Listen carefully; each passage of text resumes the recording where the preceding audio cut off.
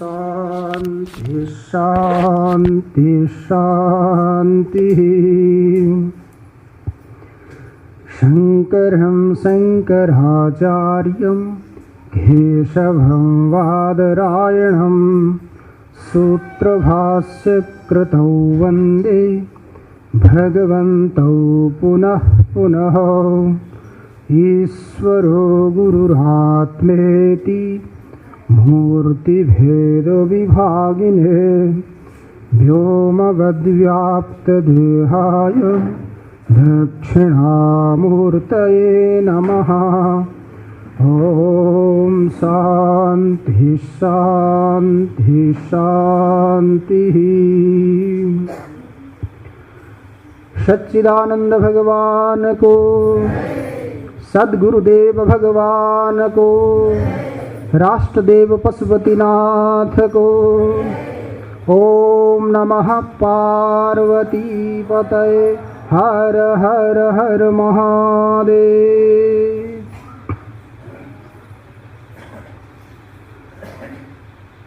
भवता सर्वमाख्यातं संक्षेपाद् विस्तरादपि इदानीं श्रोतुमिच्छामो ब्रह्मगीतामनुत्तमां सर्वविज्ञानरत्नानामाकरस्य महात्मनः कृष्णद्वैपायनस्यैव भवान् शिष्यः सुशिक्षितः। त्वयैवाविदितं किञ्चित् नास्ति सत्यं प्रभासितं। यदि प्रसन्नो भगवान् तन्नो वक्तुमिहार्हसि। सुत उवाच वक्ष्येतामादरेणैव ब्रह्मगीतामनुत्तमां श्रद्धया सहिता यूयं शृणोत ब्रह्मवित्तमः।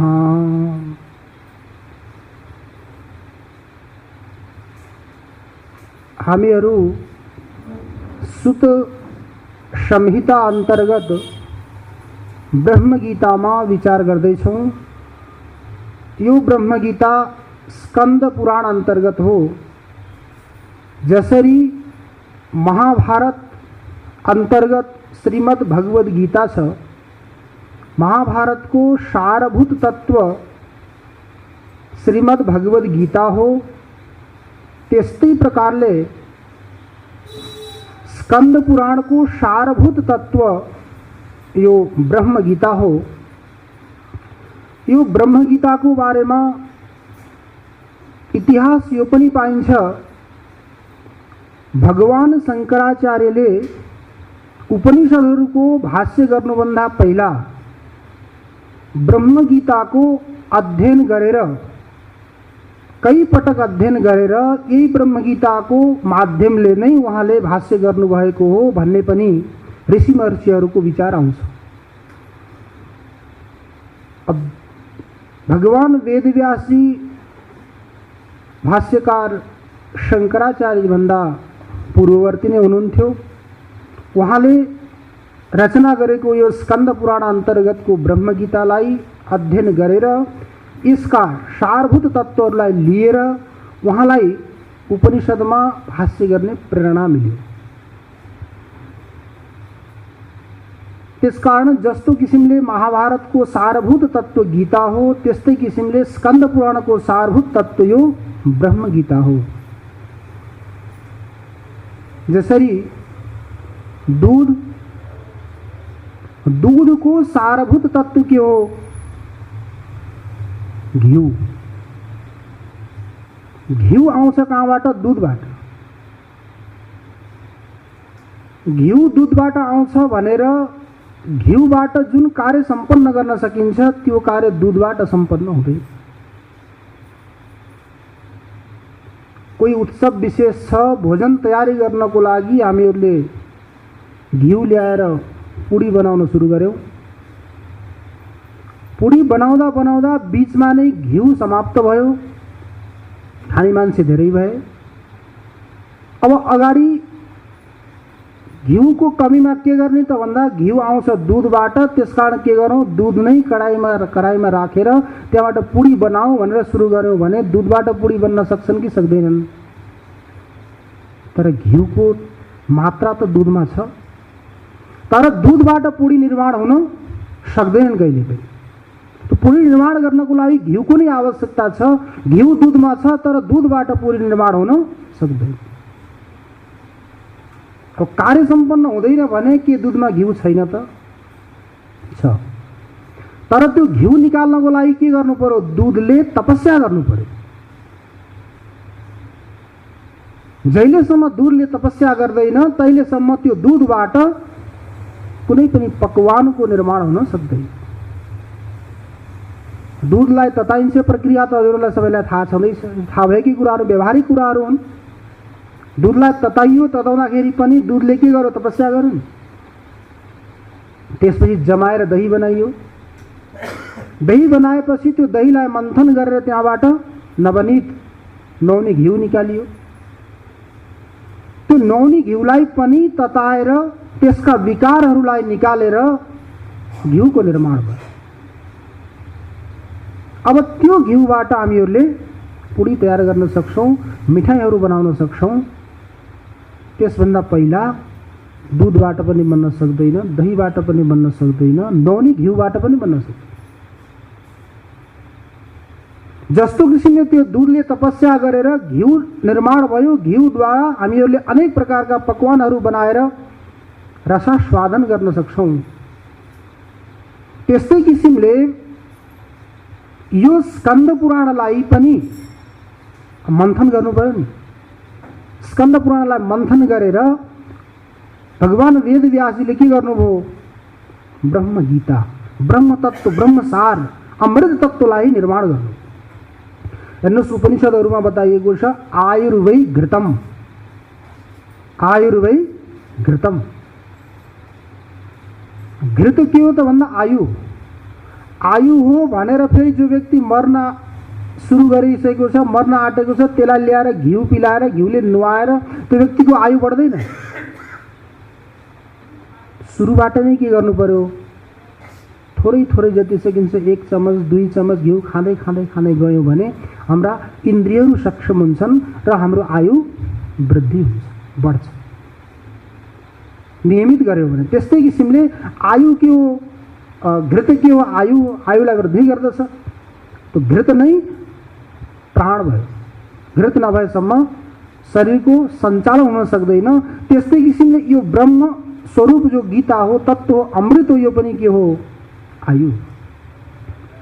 शरीर सुन्दर छ, प्रिय छ, कहिलेसम्म छ? जहिलेसम्म शरीरमा प्राण छ। यही हाम्रा कविहरूले भनेका छन्, फुत्की प्राण छुटेपछि सब छुट्यो, संसारबाटै छुट्यो, मेरा हुन् भनिने जति यहाँ थिए, नाता सबैको टुट्यो, छिन्मै सुन्दर गाथ जुन विरूप भई, प्रेतै सरी मानिने, आफ्नै स्त्री परिवार सन्तति हरे, तर्सेर टाढा। प्राण शरीरबाट निक्लेर गयो भने, फुत्की प्राण छुटेपछि सब छुट्यो। सबै छन् त कहिलेसम्म छन्? जहिलेसम्म हाम्रो शरीरमा प्राण छ, यो प्राणवायुको आवागमन भइरहेको छ, तहिलेसम्म सबै छन्। संसारबाटै छुट्यो, त्यो संसारबाट पनि छुट्यो। अब ढिला नगरौँ है, छिटो उठाउँ भन्छन्। प्राण छुट्यो भने अब ढिला नगरौँ, छिटो उठाउँ, धेरै बेरसम्म राख्नु हुँदैन।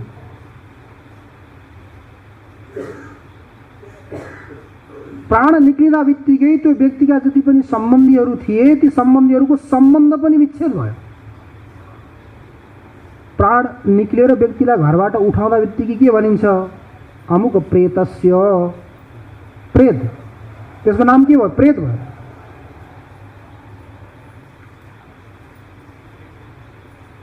मेरा हुन् भनिने यहाँ जति थिए, नाता सबैको टुट्यो, छिन्मै सुन्दर गाथ जुन विरूप भई, प्रेतै शरी मानिने। एक क्षणमै त्यो शरीरमा परिवर्तन हुन्छ। पहेँलो हुन थाल्छ, कालो हुन थाल्छ, अनेक प्रकारका विकारहरू आउन सुरु गर्छन्, त्यहाँ दुर्गन्ध आउन सुरु गर्छ। त्यसपछि छिटो उठाउनको लागि हामीहरू के गर्छौँ? प्रयास गर्छौँ। मेरा हुन् भनिने यहाँ जति थिए, नाता सबैको टुट्यो, छिन्मै सुन्दर गाथ जुन विरूप भई, प्रेतै शरी मानिने। अरू त छोड्नुहोस्, पतिको लागि पत्नी, पत्नीको लागि पति। यही वास्तविक साथी भनेको के हो? यही त हो नि। आजीवन हामीहरूले साथ निभाउँछौँ भनेर सङ्कल्प गरेर साथमा आएकी पत्नी पनि के हुन्छन् त्यो बेलामा? टाढा हुन्छन्। अनि पत्नीको मृत्यु भयो भने पति पनि त्यो बेलामा के हुन्छन्? टाढा हुन्छन्। कसैले केही गर्न सक्दैन। त्यो भएर वास्तविक साथी कोही पनि छैन। विचार गर्ने हो भने हामीले विचार गर्दैनौँ। विचार गर्ने हो भने यो वास्तविक यो नाटक त हो नि। एउटा संसार के हो? एउटा नाटक हो। भगवान श्री रामले वशिष्ठ महर्षिलाई सोध्नुभयो कि यो संसार के हो, मलाई बताउनुहोस् भन्दा वशिष्ठजीले के भन्नुहुन्छ? दीर्घ स्वप्नमिमं विद्धि। यो संसारलाई के जान भगवान हे पुरुषोत्तम श्री राम, यो जान्नुहोस् यो दीर्घ स्वप्न हो। हामीहरूले जो रात्रिकालमा सुतेको बेलामा देख्छौँ त्यो लघु स्वप्न भयो, सानो स्वप्न हो। तर यो संसार के हो? दीर्घ स्वप्न हो, लामो स्वप्न हो, केवल स्वप्न हो। स्वप्नदेखि अतिरिक्त यो केही पनि छैन। वास्तविक रूपमा विचार गरौँ। अब हजुरहरू त सबै वेदान्तको चर्चा गर्ने वेदान्ती साधक हुनुहुन्छ। हजुरहरूको सामने अगाडि म बालक हुँ।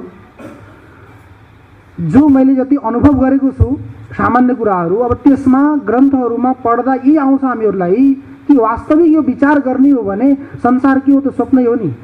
माण्डुक्य कारिकामा यही भनिएको छ, आदावन्ते च यन्नास्ति वर्तमानेऽपि तत्तथा वितथैः सदृशा सन्तो वितथा इव लक्षिता। आदौ अन्ते च यन्नास्ति, जो आदिमा पनि थिएन, अन्तमा पनि छैन, पहिला पनि थिएन, पछि पनि छैन भने जो बीचमा देखिएको छ त्यो पनि वास्तविक होइन। वर्तमानेऽपि तत्तथा, त्यो वर्तमानमा पनि त्यस्तै छ।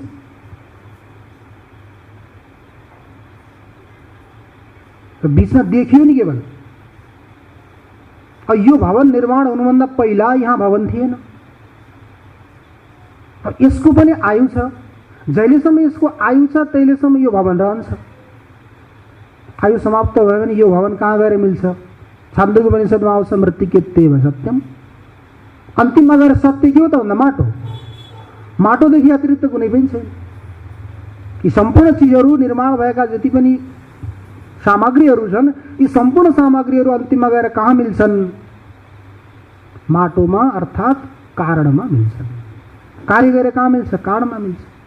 त्यसकारण जो पहिला थिएन, पछि पनि छैन, रहँदैन भने बीचमा पनि के हो? त्यसको वास्तविक सत्ता छैन, तर हामीहरूलाई प्रतीत भएको छ, हामीहरूको अनुभवमा आएको छ। त्यसकारण यो के हो? स्वप्न नै हो। तो आदावन्ते च यन्नास्ति वर्तमानेऽपि तत्तथा वितथै सदृशा सन्तो वितथा इव लक्षिता। यी सम्पूर्ण वितथ वैतथ्य अनि मिथ्या हुन्। जस्तो किसिमले हामीले स्वप्नमा देख्छौँ पदार्थहरू,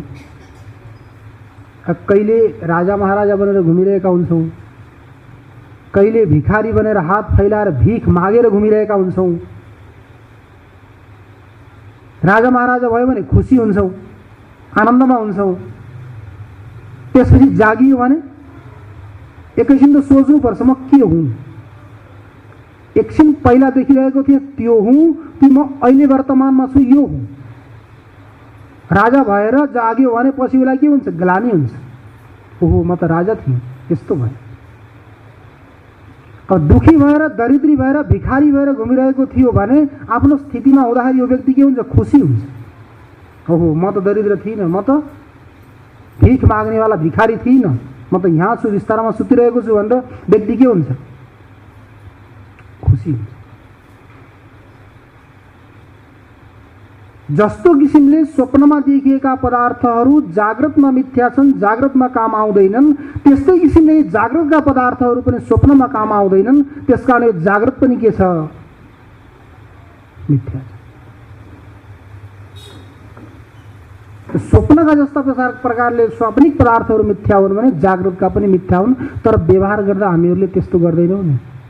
यस्तो व्यवहार गर्छौँ हामीहरू त कई हजार सालसम्म बाँचिरहन्छौँ, अजर छौँ, अमर छौँ भनेर त्यस्तो किसिमको हामीले समाजमा के गर्छौँ? व्यवहार गर्छौँ। यदि वास्तवमा विचार गर्ने हो भने हामीहरूको त आयु कति छ?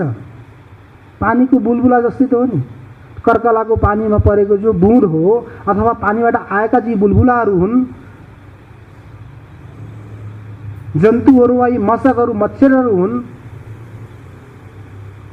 तोयेसु बुदबुदा जन्तुसु मशका, जन्तुहरूमा मशकी मच्छरहरू, उनीहरूको एक दिनको मात्र आयु हुन्छ। एक दिनमै उनीहरू सारा सृष्टि गरेर मर्छ। अनि पानीका बुलबुलाहरू आए गए। त हामीहरूको आयु हामीले विचार गर्दा त लामो लाग्छ नि, तर देवताहरूले विचार गरे भने, ऋषि महर्षिहरूले विचार गरे भने हामीहरू पनि ती मच्छर जस्तै त हौँ, पानीका बुलबुला जस्तै त हौँ। एक पटक देवराज इन्द्रलाई यो इच्छा भयो कि मैले यस्तो भवन बनाऊँ, मेरो जस्तो भवन यो त्रिलोकीमा कसैको पनि नहोस् भन्ने सोच गरेर देवराज इन्द्रजीले के गर्नुभयो, विश्वकर्मालाई बोलाउनु। विश्वकर्मालाई बोलाएर भवन निर्माण गराउन लगाउनुभयो। अब भवन निर्माण गराउन लगाउँदाखेरि यति साल लाग्यो, यति समय लाग्यो, धेरै समय लाग्यो। विश्वकर्मा अन्यत्र कहीँ पनि काममा जान सक्नुहुन्न। देवराज इन्द्रको आदेश छ, मान्नु पनि पर्यो। निर्माण गर्दै जानुभयो। निर्माण गर्दै जाँदा कहिल्यै घर समाप्त भएन। अब लाग्यो, देवराज इन्द्रका गुरु हुनुहुन्थ्यो लोमस ऋषि। लोमस उहाँको नाम यो थियो कि शरीरमा यस्तो कुनै अङ्ग थिएन जहाँ रम नहुँ। भालुको जस्तो कि साह्रै रमले उहाँको शरीर के थियो, भरिएको थियो। देवताहरूले ध्यान गरेर हेर्न थाले कि विश्वकर्मा कहाँ छन्, आजभोलि कहाँ व्यस्त छन्, हामीहरू कहाँ आउँदैन, हामीहरूले पनि निर्माण गर्नु थियो अरू कार्य भनेर हेर्दा त इन्द्र कहाँ लागेको छ। त देवराज इन्द्रले नियुक्त गरे। उनले भवन बनायो, अझ यो बनाउने, किन भन्दा स्वर्ग मर्त्य पातालमा कहीँ पनि नभएको जस्तो भवन बनाउनु पर्यो। अब देवराज इन्द्रलाई उपदेश अब कसले दिने, सामान्य व्यक्तिले दिन सक्दैन। कुनै मानव विद्वान व्यक्ति, विज्ञ व्यक्ति आएर सामान्य व्यक्तिहरूलाई केही प्रश्न गर्यो भने त सामान्य व्यक्ति त त्यसै डराउँछन्, कसरी उत्तर दिने। विद्वानले आएर सामान्य व्यक्तिलाई प्रश्न गर्दैछ, सामान्य व्यक्तिले विद्वानसँग गएर प्रश्न गर्यो भने त विद्वानले उत्तर दिन सक्छ, तर सामान्य व्यक्तिले दिन सक्दैन। इन्द्र त देवराज हुन्, देवताहरूका राजा, अरूले त उपदेश दिन सक्दैनन्। त देवताहरू सम्पूर्ण एकत्र भएर यो निर्णय गरे कि इन्द्रका गुरुजी लोमस ऋषि हुनुहुन्छ, लोमस ऋषिलाई हामीले पठायौँ भने उहाँले उपदेश दिन सक्नुहुन्छ भनेर लोमस ऋषि कहाँ गएर सम्पूर्ण देवताहरूले विन्ती गरे। अनि लोमस ऋषिले के गर्नुभयो, एउटा कम्बल काँधामा राखेर जानुभयो। कुशलक्षेम पुग्नुभयो, गएर सोध्नुभयो के छ, के चल्दैछ आजभोलि भन्दा इन्द्र महाराजले भन्नुभयो कि आजभोलि म भवन निर्माणमा लागेको छु, यति समय भयो, यति निर्माण भयो, अब कति समय लाग्छ निश्चय छैन भन्दा लोमस ऋषिले के भन्नुभयो, तिमी कति समयसम्म बाँच्छौ भन त, तिम्रो कति छ आयु भनेर आयुको गणना गर्दा लोमस ऋषिको शरीरमा जति रम छन् नि, त्यो रमहरूमा एउटा रौँ खस्यो भने इन्द्रको कार्यकाल पुरा हुन्छ। एउटा इन्द्रको कार्यकाल पुरा हुन्छ। अब शरीरमा कति रौँ छन्, अति सम्पूर्ण रौँ खसे भने बल्ल मेरो आयु पुरा हुन्छ। शरीरका जति पनि रौँहरू छन् यी सम्पूर्ण खसे भने मेरो आयु पुरा हुन्छ। एउटा रौँ खस्दा तिम्रो आयु पुरा हुन्छ, तिम्रो कार्यकाल पुरा हुन्छ। तिमी कति समयसम्म बाँच्छौ र यस्तो भवन बनाउन सोचिरहेका छौ भनेर भन्दा बल्ल इन्द्रको घैँटोमा घाम लाग्यो अरे। अनि त्यसले सोचे, ओहो म यति कम आयु भएको व्यक्तिले आफ्नो जो वास्तविक बहुमूल्य समयलाई व्यर्थमा गुमाउँदैछु मैले भनेर लोमस महर्षिले उपदेश गरिसकेपछि इन्द्रले के गर्नुभयो, विश्वकर्मालाई छुट्टी दिनु।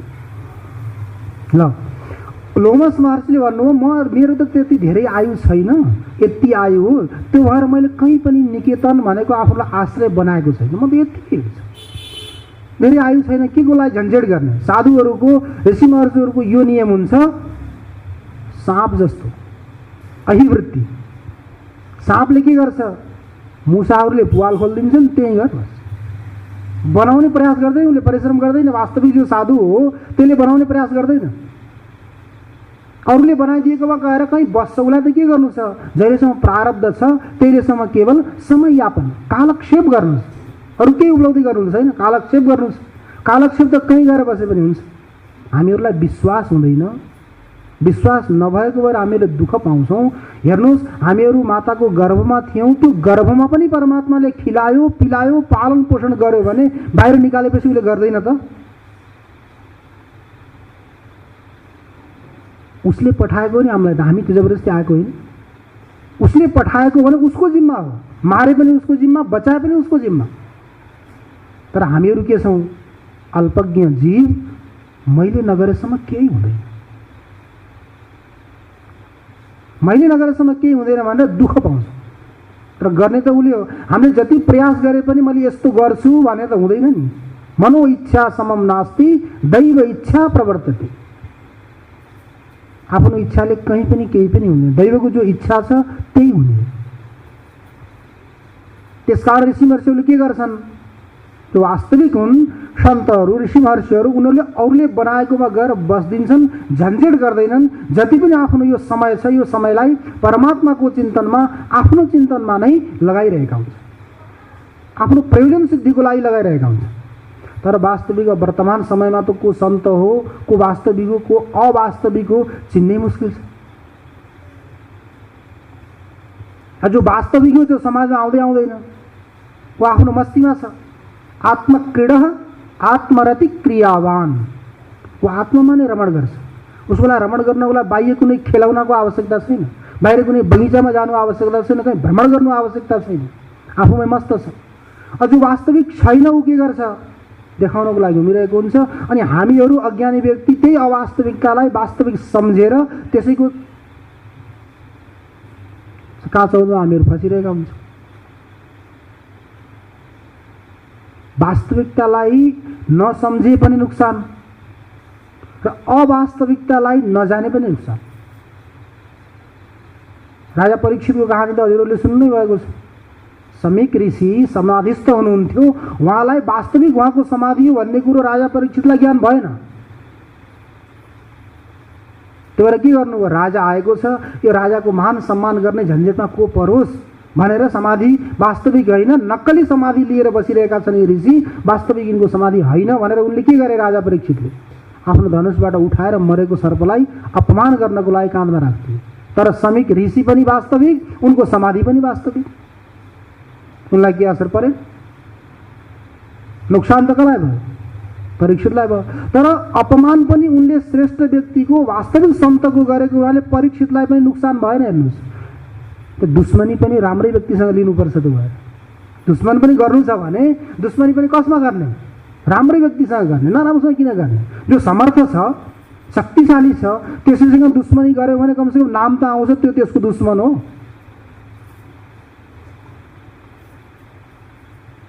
जो शक्तिशाली छैन, समर्थ छैन, त्योसँग दुश्मनी गरेर के फाइदा? कसैले जान्न नि जान्दैन। दृष्टान्तको रूपमा हेर्नुहोस्, कंसले कोसँग दुश्मनी गर्यो? भगवान श्रीकृष्णसँग। तो भगवान श्रीकृष्णसँग दुश्मनी गरेर उसलाई के मिल्यो त? कल्याण भयो, उद्धार भयो। जब देवकी वसुदेवको विवाह भयो, विवाह भएपछि त्यही दिनमा आकाशवाणी भयो। आकाशवाणीले बतायो देवकीको 8औं गर्भद्वारा तिम्रो मृत्यु हुन्छ, 8औं गर्भ तिम्रो मृत्यु हो। कंसले लगेर जेलमा हालिदियो बहिनी ज्वाइँलाई। जेलमा राखिदिसकेपछि अब हेर्नुहोस्, मूर्ख अनि शङ्ख, मूर्ख अनि शङ्ख कि आफै बस्दैनन्, अरूले फुकेपछि बस्छ। मूर्ख पनि अरूले कहीँ लगाइदिएन कुरो कहानी, ए तँ त त्यस्तो हो नि, तँलाई तैँले कहाँ जाने छस् भन्यो भने बल्ल तँ के गर्छ? सुरु गर्छ आफ्नो कहानी गर्न। सही बताएस् नानी भनेर के गर्छ? बज्न सुरु गर्छ। शङ्ख पनि के गर्छ? कसैले फुक्यो भने बल्ल बज्न सुरु गर्छ, यत्तिकै बज्दैन। कंस देवकी वासुदेवलाई जेलमा राखिदिएर अब यिनीहरूको 8औं गर्भद्वारा मेरो मृत्यु हुन्छ, जति पनि बालकहरू उत्पन्न हुन्छन् ती सम्पूर्ण मारिदिए भने म कसरी मर्छु? म त मर्दिनँ भन्ने निर्णय गरेर के गरेका थियो? जेलमा राखेर बस्यो। बसिसकेपछि अरू त्यसका अगाडि पछाडिका मान्छेहरूले आएर के भने, अरे तैँले किन पाप गर्छस्, 8औं गर्भद्वारा न तेरो मृत्यु हुने हो, यी पहिलाका बालकहरूद्वारा त हुँदैन, तैँले किन पाप गर्दैछस्, यिनलाई छोड्दे, भले तिनीहरूलाई जेलमा राखे पनि जेलमा राख तर बच्चाहरूलाई नमार भनेर भने। अगाडि पछाडि हिँड्ने मान्छेहरूले कंसले के गर्यो त्यही गर्यो। ठिकै छ, राम्रै कुरो हो, किन पाप धेरै बढाउने, 8औं गर्भलाई मारे भने त म मृत्युबाट बच्छु। अब उता नारदजीलाई के लाग्यो, अरे जहिलेसम्म यसको पापको घैँटो भरिँदैन तहिलेसम्म त त्यो फोरिँदैन। त्यो फोरिनको लागि त पहिला भरिनु पर्यो नि। भर्ने कसरी, पहिलेदेखिका यी प्राणीहरूलाई मार्यो भने त्यसपछि त्यसलाई पाप लाग्छ। पाप लाग्यो भने बल्ल मार्नको लागि निमित्त बन्छ। किन भन्दा भगवानले प्रतिज्ञा गर्नुभएको छ, यदा यदा हि धर्मस्य ग्लानिर्भवति भारत अभ्युत्थानम् अधर्मस्य तदात्मानं सृजाम्यहम्। जहिले जहिले यस्तो स्थिति आउँछ त्यहिले त्यहिले म के गर्छु, प्रकट हुन्छ। त्यत्तिकै आउँदिन म। धर्मको ग्लानि भयो, साधु सन्तहरूलाई विद्वानहरूलाई आपत्ति आउन थाल्यो, कष्ट आउन थाल्यो, आफू साधनामा विक्षेप हुन थाल्यो। त्यो अवस्थामा साधुहरूलाई रक्षा गर्नको लागि, धर्मको रक्षाको लागि परित्राणाय साधूनां विनाशाय च दुष्कृतां धर्म संस्थापनार्थाय सम्भवामि युगे युगे। परित्राण, केवल त्राण भन्नु भएन भगवानले, परितः भनेको चारैतिरबाट। परित्राणाय, कुनै पनि स्थितिले साधकहरूलाई आपत्ति नआओस्। परित्राणाय साधूनां विनाशाय च दुष्कृतां, दुष्कर्म गर्नेहरू दुष्टहरूको विनाश गर्नको लागि, साधुको रक्षा गर्नको लागि म के गर्छु, सम्भवामि युगे युगे। सम्भवामि, म प्रकट हुन्छु भन्नुभएको छ। उत्पन्न हुनको लागि र जानको लागि भगवान के हुनुहुन्छ, स्वतन्त्र। यो अहम शब्द हो नि, त्यसले स्वतन्त्रतालाई द्योतन गर्छ। सम्भवामि, म आउँछु भन्नुभयो भने तपाईँले आफूले स्वतन्त्रता प्रकट गर्नुभयो कि म आफ्नै हिसाबले आउँछु। कसैले जबरजस्ती जाम भन्यो, जबरजस्ती लिएर गयो भने त्यसमा स्वतन्त्रता छैन। तर भगवानले के भन्नुभयो, सम्भवामि, एकपटक होइन, दुईपटक होइन, युगे युगे मेरो आवश्यकता भयो भने म युग युगमा के गर्छु, प्रकट हुन्छु। अब यो प्रकट हुनुमा र जन्म लिनुमा अन्तर छ कि छैन? प्रकट हुनुमा अनि जन्म लिनुमा। हामीहरू जन्म लिन्छौँ, परमात्माले प्रकट हुनुहुन्छ। जो जन्म लिन्छ नि, जन्म लिएपछि अगाडि के हुन्छ पछाडि के हुन्छ भन्ने कुरो ज्ञान हुँदैन, अज्ञात हुन्छ। त्यो कुनै पनि नयाँ ठाउँमा हामीहरू गयौँ भने त्यहाँको प्रकृति के छ, त्यहाँको वातावरण के छ, त्यहाँको नियम के छ हामीहरूलाई थाहा छैन भने हामीहरू पाइलो पाइलोमा पग पगमा के हुन्छौँ, संशयित हुन्छौँ, डराइरहेका हुन्छौँ। के होला, मबाट के गल्ती त हुँदैन, गल्ती नहोस् भनेर हामीहरू के गरेका हुन्छौँ, डराइरहेका हुन्छौँ। नडराए पनि हामीहरू जाने कहाँ होला भन्ने कुरोमा कहिले आउला कहिले आउला कहिले आउला कहिले आउला भन्ने सोचिरहेका हुन्छौँ नयाँ ठाउँमा। तर एक दुई पटक गएको ठाउँमा त्यहाँको हामीलाई वातावरण थाहा हुन्छ, त्यहाँको प्रकृति थाहा हुन्छ, त्यहाँको नियम कानुन थाहा हुन्छ। अनि त्यहाँ हो भन्ने थाहा भइसकेपछि हामी ढुक्क हुन्छ। नगएको ठाउँमा के हो भन्ने हुन्छ। त्यो के हो भन्ने स्थिति जन्ममा हुन्छ, त्यही हो भन्ने स्थिति सम्भवमा प्राकट्यमा हुन्छ। अब भगवान परमात्माले के गर्छ, उहाँले प्राकट्य लिनुहुन्छ, अरू जीवहरूको के हुन्छ, जन्म हुन्छ। दृष्टान्तको रूपमा सम्झिनुहोस्, व्यक्ति कहीँ यात्रा गर्दै थियो, यात्रा गर्दै गर्दै जाँदा प्रमादवश ठोकर लाग्यो। ठोकर लागेपछि व्यक्ति के भयो, कुवामा खस्यो। इनार थियो बहुत ठुलो।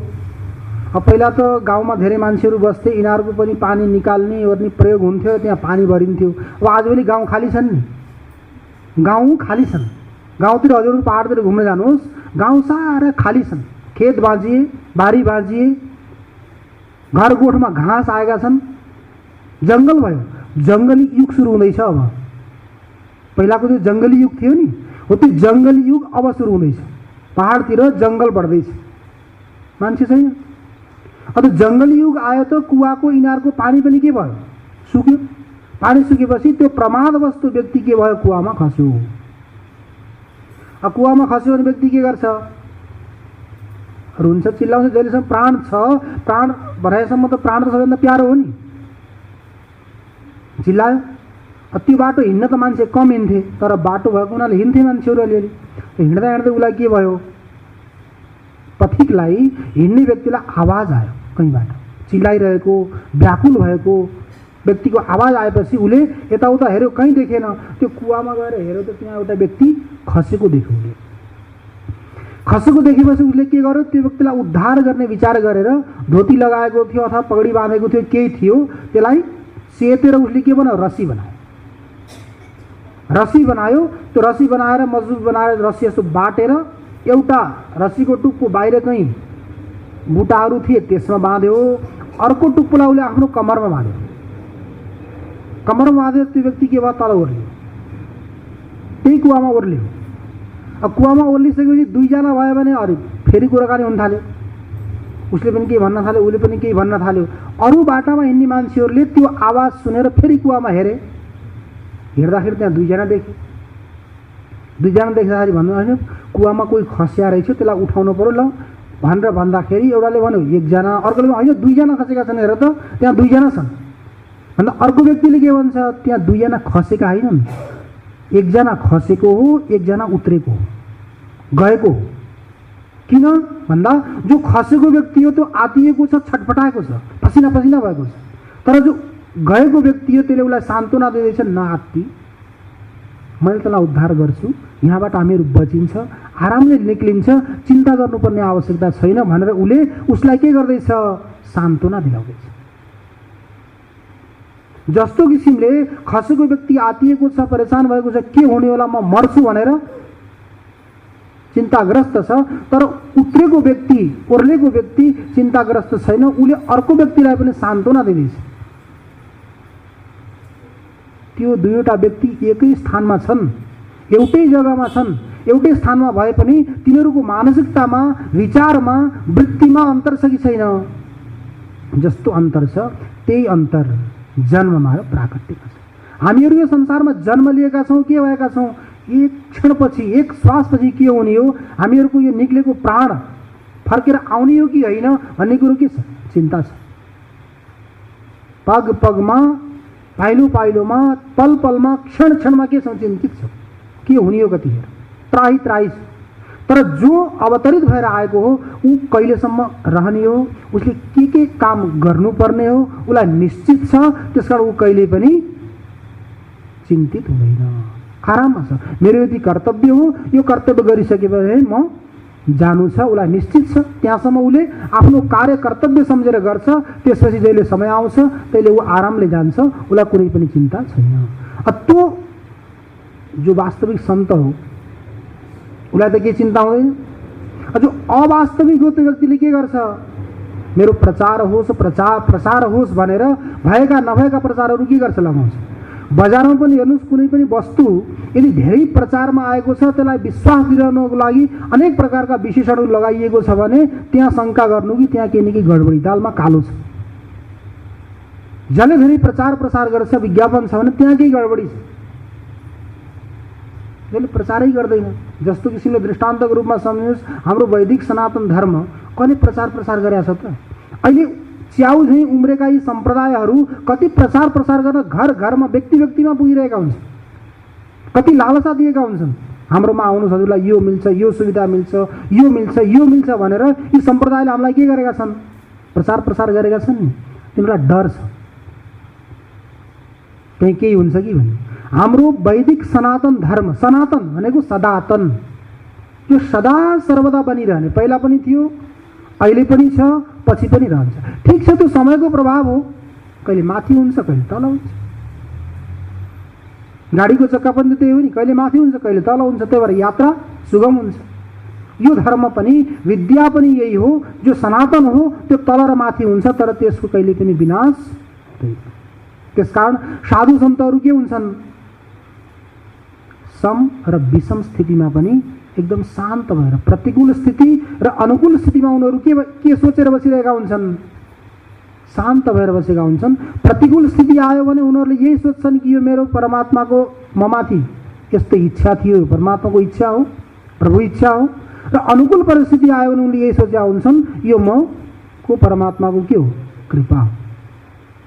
परमात्मा कृपाले मलाई अनुकूल स्थिति आएको छ र परमात्माको इच्छाले प्रतिकूल स्थितिमा म परमात्माको इच्छा हो भनेर मानेर बस्यौँ भने हामीहरूलाई कष्ट हुँदैन। आफ्नो प्रारब्ध त हेर्नुहोस्, हामीले हाँसेर पनि भोग्नु पर्यो, रोएर पनि भोग्नु पर्यो, भोग्न त पर्यो नि, यसमा त कोही सन्देह छैन। तर हाँसेर भोग्न सकिन्छ भने रुने किन? तर फेरि हाँसेर भोग्ने तरिका त आफूले जान्न पर्यो। जीवन यापन गर्ने जिउने तरिका जान्यो भने हामीलाई यही के हो? स्वर्ग हो। र जीवन जिउने तरिका भएन भने हामीलाई के हो? नरक हो। स्वर्ग र नरक त कहीँ छैन नि, यही हो। शत्रु पनि हाम्रै घरमा छन्, मित्र पनि हाम्रै घरमा छन्। शत्रु र मित्र खोज्नको लागि कहीँ बाहिर जानुपर्ने आवश्यकता छैन। के शत्रवः सन्ति निजेन्द्रियाणि तान्नेव मित्राणि जितानि यानि। भगवान भाष्यकारले भन्नुभएको छ के शत्रवः, शत्रु को हुन् त?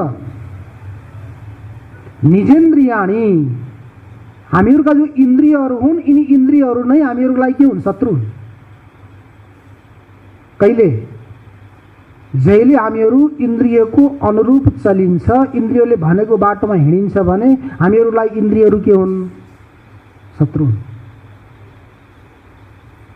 र इन्द्रियहरू हाम्रो माध्यमले हिँडे भने, हाम्रो अधीनमा भए भने हामीहरूलाई इन्द्रियहरू के हुन्? मित्र हुन्। के शत्रवः सन्ति निजेन्द्रियाणि तान्नेव मित्राणि जितानि यानि। जसले इन्द्रियलाई जितेको छ, इन्द्रिय जयी भएको छ भने त्यसको लागि इन्द्रियहरू के हुन्? मित्र। त साधु सन्तहरू के गरेका छन्? इन्द्रियहरूलाई जितेर, इन्द्रियका वृत्तिहरूलाई जितेर बसेका छन्। उनीहरूले कसैले मान अपमान सम्मान जे गरे पनि उनीहरूलाई के छ?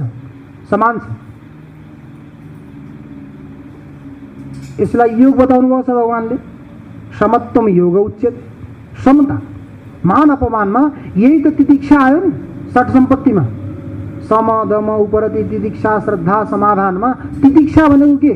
शीतोष्णादि द्वन्द्व सहिष्णुत्वम। शीत र उष्णको द्वन्द्वलाई सहन गर्ने सामर्थ्यलाई तितिक्षा भनिन्छ।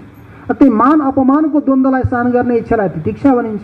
प्रतिकूल अनुकूल परिस्थितिमा सम भएर रहने स्थितिलाई तितिक्षा भनिन्छ। त्यो साधुमा हुन्छ। यस्ता प्रकारका लक्षणहरू यदि कहीँ देखिए भनेदेखि के मान्नु पर्यो? हामीले यो साधु हो भन्ने कुरा जान्नु पर्यो। यस्ता लक्षणहरू देखिएनन् तर आवरण त छ, बाह्य आडम्बर छ, तर यस्तो प्रकारको वृत्ति छैन भने हामीले के जान्नु पर्यो? यो साधु होइन भन्ने कुरा जान्नु पर्यो। तर चिन्न मुस्किल छ लक्षण जान्नको लागि। किन भन्दा वस्तुको सिद्धि त लक्षणद्वारा नै हुन्छ। लक्षण प्रमाणाभ्याम ही वस्तु सिद्धि। कुनै पनि वस्तुको सिद्ध गर्नको लागि लक्षण चाहियो अनि प्रमाण चाहिन्छ। लक्षण नभइकन पनि वस्तुको सिद्धि हुँदैन, प्रमाण नभइकन पनि वस्तुको सिद्धि हुँदैन। कसरी गर्ने त भन्दा लक्षण र प्रमाण चाहियो। यही क्रममा एकपटक के भयो? कोही नवयुवक राजा बने। नवयुवक राजा बने। राजा बनिसकेपछि उनले 5-7 वर्षसम्म राज्य गरे। राज्य गरेपछि उनलाई इच्छा भयो एउटा मनमा, होइन मेरो हजुरबा पनि राजा हुनुहुन्थ्यो, मेरो बुवा पनि राजा हुनुहुन्थ्यो, म पनि राजा छु। अनि हाम्रो देशमा राज्यमा अहिले यस्ता वृद्ध व्यक्तिहरू छन् जुन व्यक्तिले मेरो हजुरबाको राज्य पनि देखे, मेरो बुवाको राज्यकाल पनि देखे, शासनकाल पनि देखे र मेरो शासनकाल पनि देखिरहेका छन्। उनलाई यो इच्छा भयो कि ती वृद्ध व्यक्तिलाई बोलाएर यो सोधौँ, हजुरबुवाको बुवाको र मेरो राज्यकालमा शासनकालमा कसको राम्रो छ त भन्ने परीक्षा गर्ने उनलाई इच्छा भयो। इच्छा भएपछि उनीहरूले के गरे? सभा बोलाए। सभा बोलाएपछि जति पनि वृद्धहरू थिए 70-80, किन भन्दा सभामा त वृद्धलाई नै सभा दिन्छ नि। जहाँ सभा छ त्यसलाई सभा भनिन्छ जहाँ वृद्ध छन्। जहाँ वृद्ध छैन भने त्यसलाई सभा भनिँदैन। वृद्ध भएको नै सभा हो। नसा सभा यत्र नसन्ति वृद्धा। नसा सभा, सा न सभा, त्यो सभा होइन। नसन्ति वृद्धा, जहाँ वृद्धहरू छन्। अब वृद्ध त्यो होइन जसलाई ज्ञान छैन। जसलाई ज्ञान छ त्यो वृद्ध होइन, त्यो बालकै हो। त्यही भएर बालकको लक्षणमा न्यायशास्त्र पढ्दा सबैभन्दा पहिला बालकको लक्षण बताइएको छ। त्यहाँ के छ? जसले व्याकरण काव्य कोश पढिसक्यो, न्यायशास्त्र पढेको छैन, त्यो न्यायको लागि के हो? बालक हो।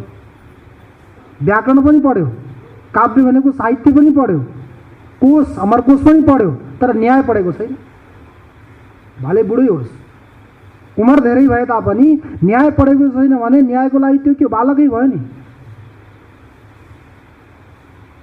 त्यस्तै किसिमले जो व्यक्ति ज्ञान वृद्ध छैन, अनुभव छैन, ज्ञान छैन भने त्यो वृद्ध पनि होइन, त्यो बालकै हो। व्यवहारमा नि हुन्छ नि, अरे यत्रो उमेर भएर पनि बालकको जस्तो मान्छ।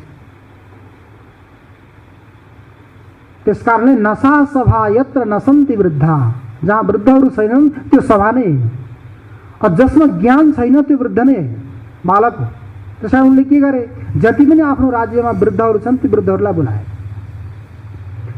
वृद्धहरूलाई बोलाइसकेपछि उनले पहिला त भनेको थिएन नि यो सोध्नको लागि बोलाएको भनेर, सभा बोलाए। सभा बोलाइसकेपछि सम्पूर्ण वृद्धहरू आए। आएर बसिसकेपछि उनले के भने? नवयुवक राजाले, मैले यो परीक्षा गर्न हजुरहरूलाई बोलाएको हुँ। हजुरहरू यो सभामा यस्ता यस्ता व्यक्तिहरू हुनुहुन्छ जसले मेरो हजुरबुवाको राज्य शासनकाल पनि हेर्नुभयो, मेरो पिताजीको राज्यकाल शासनकाल पनि हेर्नुभयो, र 5-7 वर्ष भयो म पनि राजा भएको छु, मेरो शासनकाल पनि हेर्नुभयो। हजुरहरूले यो निर्णय गरेर बताउनुहोस् हामीहरूमा सबैभन्दा राम्रो कार्यकाल कसको रह्यो? अब भन्नु त त्यो सभामा बसेका व्यक्तिहरू को व्यक्ति त्यहाँ भन्न तयार होला?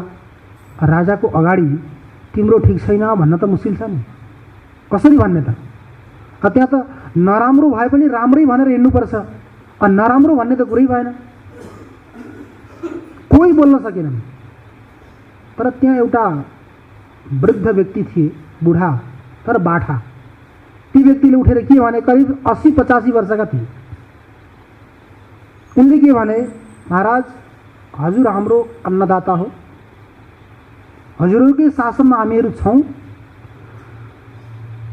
अब हजुरहरूको परीक्षा गर्न त म सक्दिनँ, केही भन्न सक्दिनँ, तर मैले आफ्नो विचार राख्न सक्छु। हजुरबाको समयमा मेरा कस्ता विचार थिए, हजुरको पिताको शासनकालमा मेरा कस्ता विचार थिए, र वर्तमानमा मेरा के विचार छन् तिनी विचारहरूलाई मैले प्रस्तुत गर्न सक्छु। तर हजुरको परीक्षा त मैले हजुरहरूको परीक्षा गर्न सक्दिनँ भन्दा नभएको राजालाई लाग्यो, ठिक छ हजुरले आफ्नै विचार प्रस्तुत गर्नुहोस् भन्दा उनले के भने? ती वृद्धले जहिले हजुरबुवाको शासनकाल थियो, हजुरबुवा राजा हुनुहुन्थ्यो, त्यो बेलामा म नवयुवक थिएँ, पढे लेखेको पनि थिएँ, शरीरमा शक्ति थियो, सामर्थ्य थियो, यस्तो शक्ति थियो 8-10 जना व्यक्ति आए पनि तिनलाई मैले गन्थेँ, तिनीसँग म लडाइँ गर्ने क्षमता राख्थेँ। अनि मेरो एउटा स्वभाव थियो, कहीँ पनि हिँड्दा एउटा लाठी हातमा लिएर हिँड्ने मेरो स्वभाव थियो। एक समयको कुरो हो, म आफ्नो गाउँबाट अर्को कुनै गाउँमा जाँदै थिएँ। गाउँमा जाँदा जङ्गलको बाटो थियो। त्यो जङ्गलको बाटो जाँदा जाँदा बाटोमा मलाई यस्तो आवाज आयो, कुनै स्त्रीको रुँदै गरेको आवाज आयो। महिलाको रुँदै गरेको आवाजलाई सुनेर जुन दिशाबाट त्यो आवाज आइरहेको थियो म त्यही दिशातर्फ गएँ। जाँदै गर्दा के देखेँ? जङ्गलमा नवयुवती अनेक प्रकारका आभूषणहरूद्वारा सुसज्जित, महँगा महँगा कपडा लगाएकी यस्ती महिला स्त्री रोइरहेकी मैले देखेँ। रोइरहेकी थिइन्। म जाँदा उनी आत्तिन् र रुन पनि बन्द गरिन्। मैले के भने? बहिनी तिमी चिन्ता नगर, तिम्रो समस्या के हो बताऊ, म जो गर्न सक्छु तिम्रो लागि म गर्न तयार छु उद्धार गर्न भन्दा उनलाई विश्वस्त भएर उनले भनिन्, म आफ्नो माइतबाट घर जाँदै थिएँ। माइतबाट घर जाँदै थिएँ। घर जाँदा मेरो बुवा आमाले धेरै सामग्रीहरू दिनुभएको थियो, गाडी घोडाहरू पनि थिए, अनि बोकेर हिँड्ने भरियाहरू पनि थिए, कई सारे धेरै सामग्री थिए। तर यो जङ्गलको बाटोमा कहाँबाट डाकुहरू आए। डाकुहरूले ती सामग्रीलाई खिच्न थाले। तिनीहरूको सामग्री लिनको लागि लडाइँ हुन थाल्यो। त्यो लडाइँलाई देखेर म डराएर त्यो छोडेर म जङ्गलमा आएर बसेको छु। तिनीहरूको के भयो मलाई थाहा छैन, भगवान जानुन्। म यो स्थितिमा छु। अब मलाई यति ज्ञान छ, मेरो माइतबाट म धेरै टाढा आइसकेँ। मेरो घर यहाँबाट कहीँ नजिकै हो, तर बाटो मलाई थाहा छैन। मेरो भर्खर विवाह भएको, त्यति धेरै बाटो थाहा छैन, जानु मलाई वहाँ छ, के गरौँ त्यो आपत्ति भएर म यहाँ बसिरहेकी छु। त उनले नवयुवकले के गरे, पहिला त उनले गाउँ सोधे, तिम्रो घरको कुन गाउँमा हो? गाउँलाई थाहा भयो, मलाई त्यो गाउँ थाहा छ। अब त्यो गाउँमा तिम्रो ससुराको नाम के हो त? वहाँ पुर्याउनु पर्यो नि। भन्दाखेरि प्राचीन समयमा अब ससुराको त के आफ्नो पतिको पनि नाम लिने चलन थिएन, ससुराको पनि लिने चलन थिएन। उनले के गरिन् त भन्दा त्यहाँ केही माटोमा अथवा जो पनि स्थिति थियो कागजमा दाउरोले लेखेर मेरो यो ससुराको नाम हो भनेर उनलाई देखाइन्। देखाएपछि उनले के भने, ल मैले तिम्रो ससुरालाई जानेको छु, अब तिमी चिन्ता नगर, मैले तिमीलाई तिम्रो घरमा पुर्याउँछु भनेर उनी नवयुवतीले के गरे, तिनी नवयुवतीलाई लिएर उनी त्यो गाउँमा गए। गाउँमा जाँदा उनीहरूलाई थाहा थियो आज बुहारी माइतबाट आउँदैछ, त्यसले राम्रा गहनाहरू पनि धेरै लगाएकी छ, यस्तो यस्तो छ, बाटोमा जङ्गलको बाटो छ, डाँकुहरूले केही गरे कि राति भइसक्यो आएकी छैन। घरका व्यक्तिहरू सम्पूर्ण आत्तिएर बाहिर बसिरहेका थिए, प्रतीक्षा गरेर कहिले बुहारी आउली भनेर। त्यही स्थितिमा यिनीहरू पुगे। उहाँ पुग्दाखेरि उनले के भने, नवयुवतीले, यिनी सज्जनलाई मैले के भनौँ, पिता भनेर भनौँ, दाजु भनेर भनौँ, के भनौँ, उहाँले मलाई यत्रो ठुलो उपकार गर्नुभयो, मैले बिर्सन सक्दिनँ भनेर घरमा भन्दा घरका ससुरालाई पनि उहाँ पनि भाव विभोर हुनुभयो।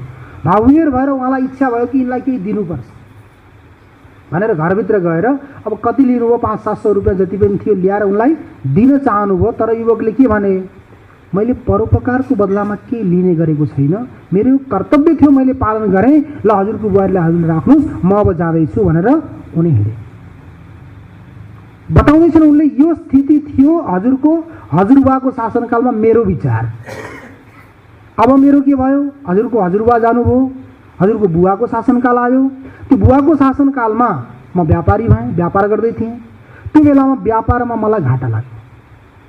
व्यापारमा घाटा लाग्यो, त्यो घाटा लागेपछि मैले के सोचेँ, ओहो मैले त्यो बेलामा गल्ती गरेँ। ती नवयुवती जङ्गलमा एक्लै थिइन्, तिनका शरीरमा त्यति आभूषणहरू थिए, कमसेकम त्यो बेलामा बेचेको भए पनि 15-20 हजार रुपियाँ त्यो आभूषणको आउँथ्यो। अहिले त्यो बेलामा मैले जबरजस्ती गरेर ती आभूषणहरू लिएको भए त अहिले मलाई यो कष्ट सहन गर्नुपर्ने थिएन, व्यापारमा घाटा लागिरहेको थियो, त्यसैले मलाई काम चल्थ्यो नि भन्ने विचार मैले, हजुरको पिताजीको समय मेरा त्यस्ता विचार आए। अब हजुर अन्नदाता यदि उमेरको रूपमा हेर्ने हो भने हजुर मेरो नाति जस्तो हुनुहुन्छ, हजुरको अगाडि भन्न मलाई शरम लागेको छ, के गरौँ, भनौँ कि नभनौँ। तर अहिले मेरो विचार के छ, अहिले मैले के सोच्छु, म वृद्ध भएँ, घरमा मेरो सहयोग गर्नेवाला कोही पनि छैन, म बेसहारा छु। अहिले मैले के सोच्छु, ती नवयुवती एक्लै थिइन्, तिनलाई डराएर धम्काएर केही गरेर पनि मैले विवाह गरेको भए तिनले अहिले मेरो सेवा गर्थिन् होला। उनीसँग पैसा पनि आभूषणहरू पनि थिए, बेचेको भए मलाई त्यो पैसाले पनि काम लाग्थ्यो। त्यो विचार अहिले मलाई त्यो विचार आउँछ। अब मैले त यो भन्न सक्दिनँ हजुरलाई कि हजुरबुवाको र शासनकाल राम्रो थियो अथवा पिताजीको शासनकाल राम्रो थियो अथवा हजुरको शासनकाल राम्रो छ भनेर मैले भन्न सक्दिनँ। तर मेरो यो विचार हो, मेरो जो भावना हो, मैले हजुरलाई प्रस्तुत गरेँ। अब हजुरले नै सम्झिनुहोस् कसको शासनकाल कस्तो के थियो। राजालाई के लाग्यो, बुढो बुद्धिमान हो, सिधै पनि भनेन, भन्न पनि छोडेन, सिधै पनि भनेन अनि भन्न पनि छोडेन। राजाले के भने, यथा राजा तथा प्रजा। जस्तो किसिमको राजा हुन्छ त्यस्तै किसिमका के हुन्छन्, प्रजा हुन्छन्। अब प्रजाका विचारहरू यस्ता किसिमका आए भने राजा के छ त, स्वयं थाहा हुने कुरो हो। त्यसकारण अब यस्तै किसिमले के हुन्छ त, वास्तविक साधु को हो त, सन्त को हो त भनेर परीक्षण गर्नको लागि बहुत कठिन छ। यही कुरो देवहूतिले देवर्षि कपिललाई भन्नुभएको थियो नि।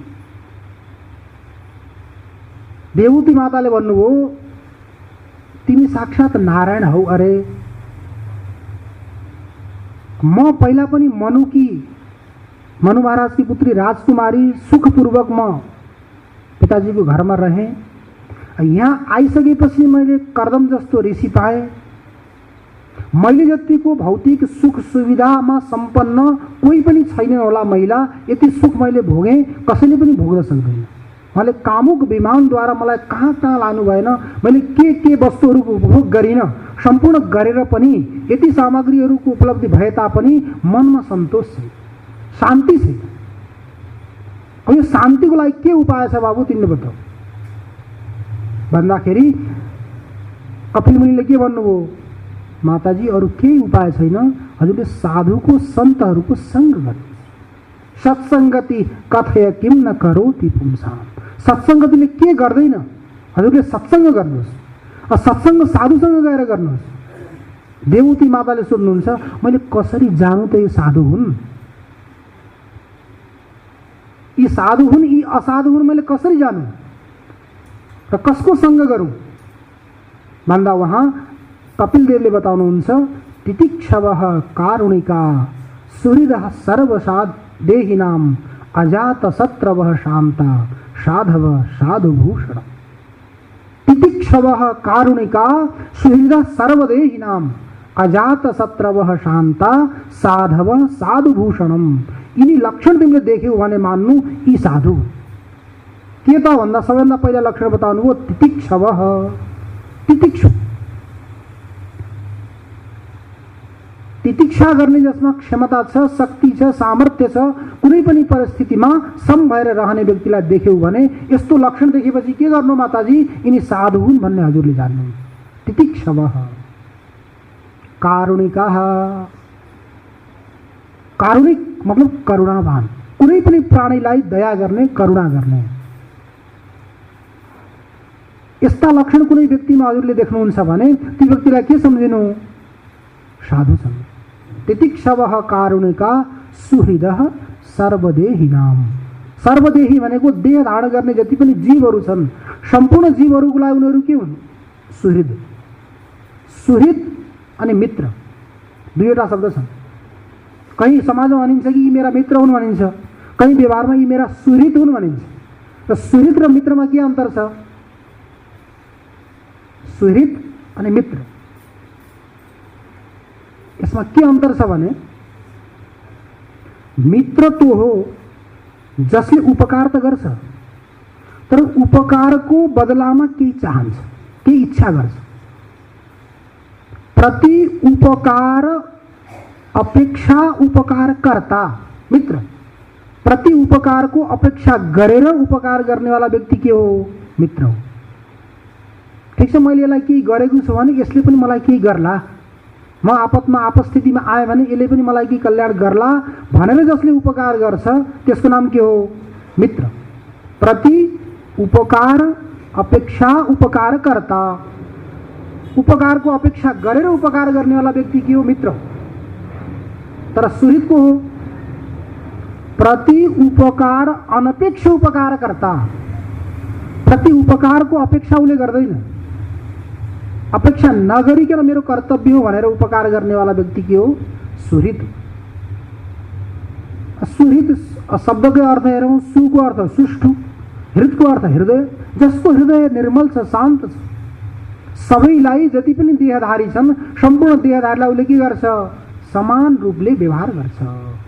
यी सम्पूर्ण मेरा नै हुन् भन्ने रूपले त्यसले व्यवहार गर्छ। जस्तो उसमा आउँछ नि अन्नपूर्णे भन्दा अर्को श्लोक छ नि, अन्नपूर्णे सदा पूर्णे शङ्कर प्राणवल्लभे ज्ञान वैराग्य सिद्ध्यर्थम भिक्षाम देहि च पार्वती। माता च पार्वती देवी पिता देवो महेश्वर बान्धवा शिव भक्ताश्च स्वदेशो भुवनत्रयम। जति पनि शिव भक्तहरू छन् सम्पूर्ण मेरा के हुन्, बन्धु बान्धव हुन्, भाइहरू भन्ने कुरो भक्तले सम्झिन्छ। त्यस्तै किसिमले जुन पनि व्यक्तिले जति पनि देहधारी छन्, देह धारण गर्नेवाला व्यक्ति के हुन्, मेरा सुहृद हुन् भन्ने सोच छ। त्यस्तो लक्षण देखियो भने व्यक्तिलाई के सम्झिनु, साधु हो भन्ने सम्झिनु। तो तितिक्षवः कारुणिका सुहृद सर्वदेहिनाम। सम्पूर्ण देहधारीहरूमा के छ त्यो, सुहृद छ। अजात शत्रवः, जसको शत्रु उत्पन्नै भयो, अजात शत्रु, जसले सबै व्यक्तिको लागि अनुकूल अनुकूल ही नै आचरण गर्छ भने त्यसको कुनै शत्रु हुन्छ त, शत्रु कहिले हुन्छ? जहिले हामीले कुनै व्यक्तिको लागि प्रतिकूल आचरण गर्छौँ, प्रतिकूल व्यवहार गर्छौँ भने हाम्रो लागि त्यो व्यक्ति के हुन्छ? शत्रु हुन्छ। सदा सर्वदा अनुकूल नै व्यवहार गर्यो भने त्यो व्यक्ति के हुने भयो? मित्र। कहिले पनि शत्रु हुँदैन। तो अजात शत्रवः व्यक्ति कस्तो छ? अजात शत्रु। तो अजात शत्रु व्यक्तिलाई देखेर पनि के निर्णय गर्नु पर्यो हामीले? यो साधु हो।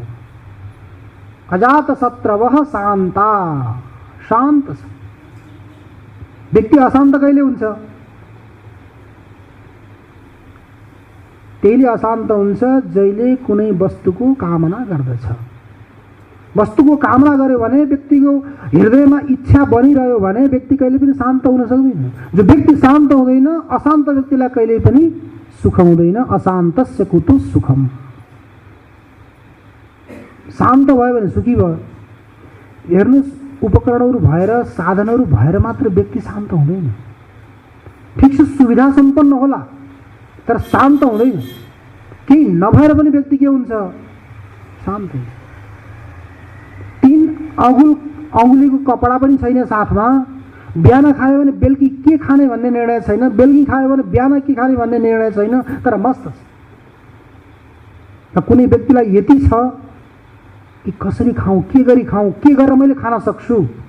संसारमा 2 प्रकारका प्राणीहरू छन्। हेर्नुहोस्, एउटा प्राणी यस्ता छन् कि भोक लाग्यो भने के गरौँ, भोक लाग्यो भने के गरौँ, के खाऊँ, कसरी भोकसालाई निवृत्ति गरौँ, भोकको आगोलाई कसरी निभाऊँ भन्ने चिन्तामा छन् व्यक्तिहरू। अर्को वर्गको व्यक्ति यस्तो छ, के गरौँ त मलाई भोक लागोस्, भोक लाग्नको लागि कई उपाय गर्छौँ, यो गोली खाऊँ, यो गोली खाऊँ, यो चूर्ण खाऊँ, ऊ चूर्ण खाऊँ, त्यसपछि हामीलाई भोक लागोस्। 2 प्रकारका प्राणीहरू।